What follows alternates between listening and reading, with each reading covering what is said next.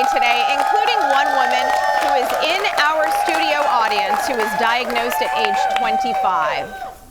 It's colorful, it's bright, it makes me feel happy. To Crystal King, art reflects both sweetness and struggle. There were splashes of hope in the midst of, grave times. The 41-year-old was diagnosed with stage 1 breast cancer at age 25. She went to the doctor thinking she just had bad heartburn. Totally unrelated, right? Like totally unrelated. What was related? Crystal's link to cancer. Her mom was diagnosed with breast cancer 3 years earlier.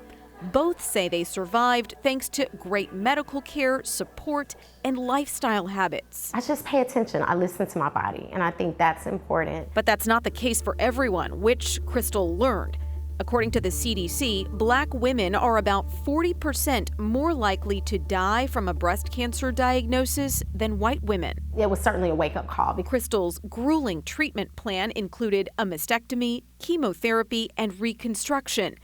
Then, admittedly, she got comfortable. After I started to feel better, I stopped following up and following through. Until last year, another scare, this time free-floating cancer cells around Crystal's abdomen. I, was battling some stomach pain, and I finally went to the doctor about 12 months in. I went into emergency surgery not long after that. 2 surgeries and several follow-ups later, doctors eventually cleared Crystal. The PET scan wasn't able to find any cancer, so I rejoice in that. I rejoice and call that a victory, for sure. A sweet victory despite her dizzying cancer journey. A series of struggles, she says, with some silver linings. We get so far out from a battle, and then we go back to our old ways, right? No more. I pay attention now. She pays attention now. I want to bring in Dr. Terry McLaughlin, surgical oncologist from Breast Cancer Surgeons of Plano. Thank you so much for coming in this morning. I want to talk about this piece about Black women dying at a higher rate, a much higher rate than white women when it comes to breast cancer diagnosis. Why is this happening? Actually, that's not new.